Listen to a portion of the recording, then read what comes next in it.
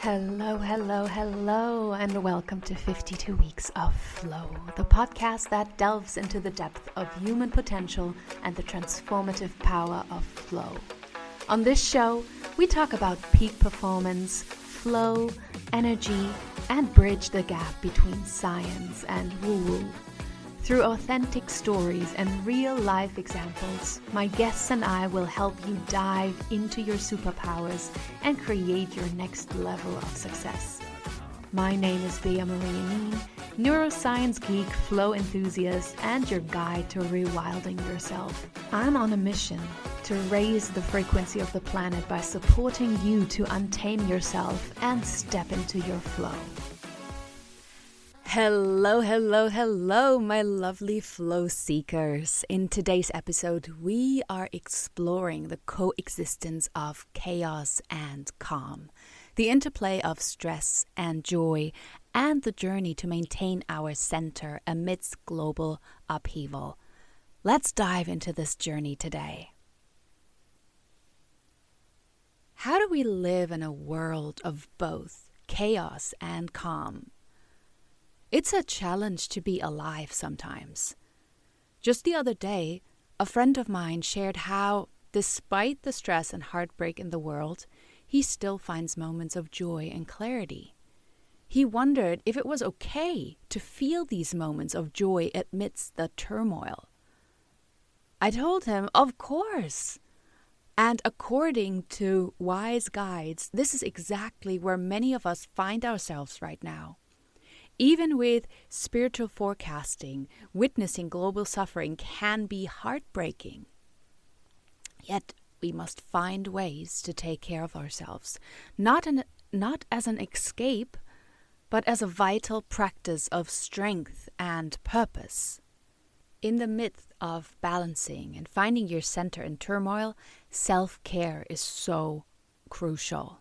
You heard me say that over and over again over the last episodes, but self-care is a game changer.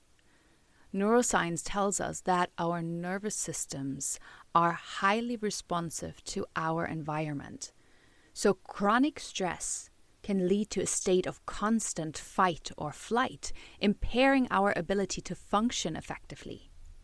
Practices like meditation, spending time in nature, or just simply engaging in activities that bring joy can help regulate our nervous systems, promoting resilience and emotional stability. These activities stimulate the parasympathetic nervous system, which helps counteract the effects of stress and promotes a state of calm. But how can you stay calm when the world is burning? War isn't just about battles fought in distant lands. It ripples out, affecting lives globally. Many people close to me are losing loved ones or are undergoing major life transformations. It feels like the nervous system of the world is under constant assault. Back in January 2016, powerful thought leaders predicted that between 17 and 24, the planet would undergo rapid changes, peaking in 2024. This period has indeed been challenging, revealing corruption and inequities that many were previously unaware of. For light workers, those here to uplift and help, their purpose has become clearer. They are experiencing moments of clarity and purpose amidst the chaos. Great channelers also spoke about the energetic war in 2020, a battle not fought with weapons, but with division and fear. This period has been a wake-up call, revealing the deep-seated issues in our world. The media, with its focus on fear and sensationalism, often worsens this division. Yet, there are glimmers of hope. The internet and alternative media provide platforms for different voices and energies, promoting a shift in consciousness. People are beginning to question the narratives fed to them and seek out information that resonates with their truth. Hard jump now, but let's focus on what we can do instead of being paralyzed, and focus on the power of joy and connection. So take Taylor Swift, for example.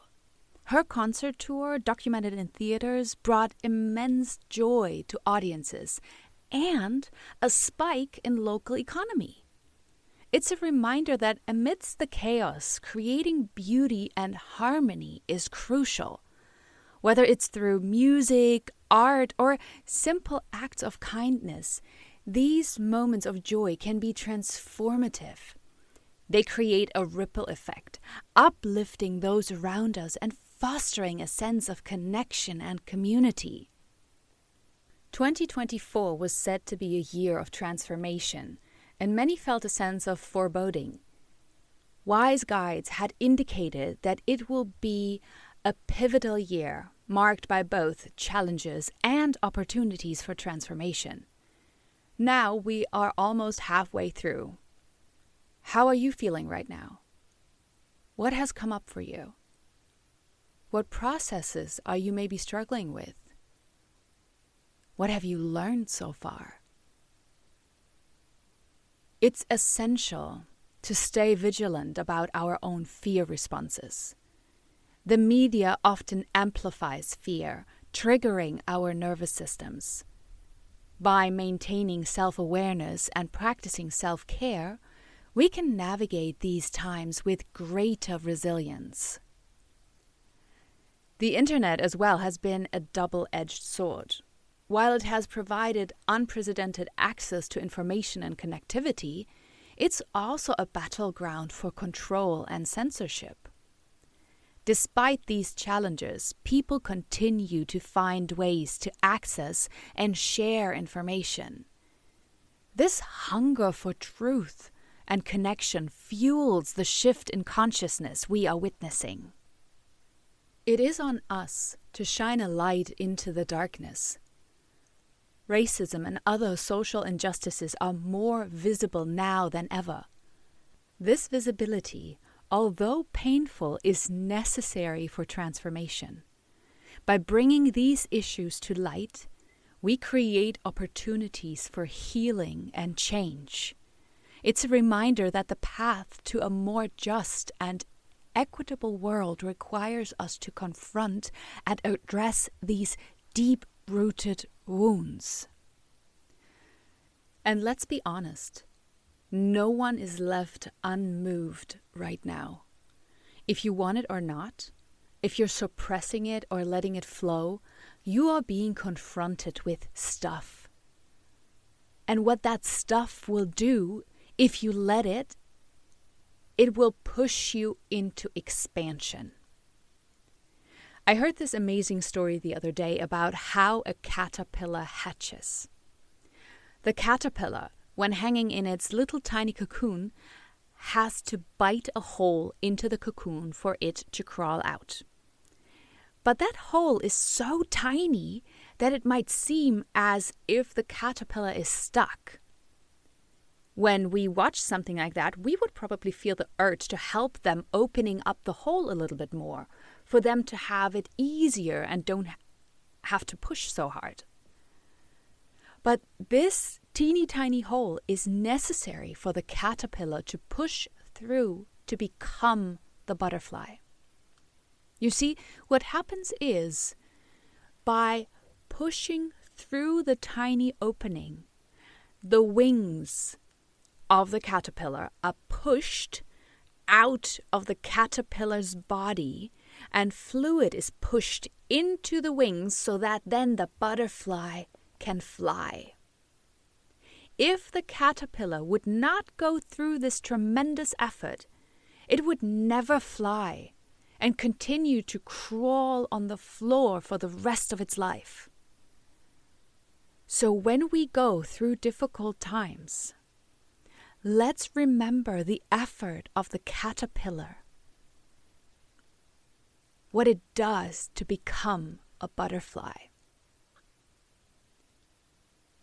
And ultimately, navigating these turbulent times comes down to self-awareness and resilience.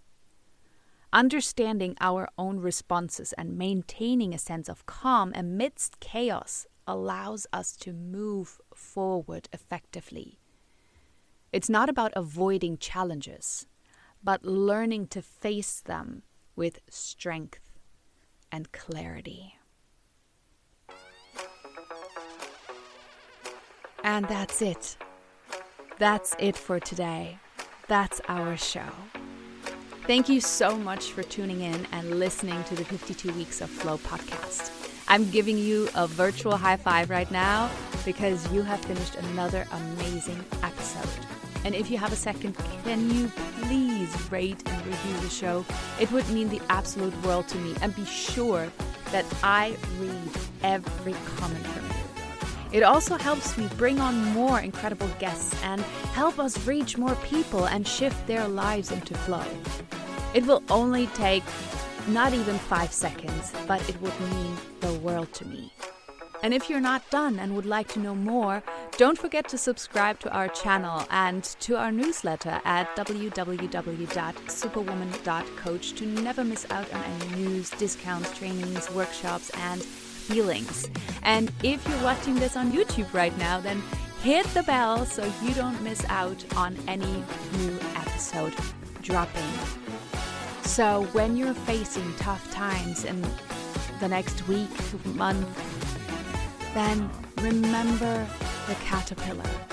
Remember how it needs to push through to spread its wings and fly. Thank you again for listening to the 52 Weeks of Flow podcast.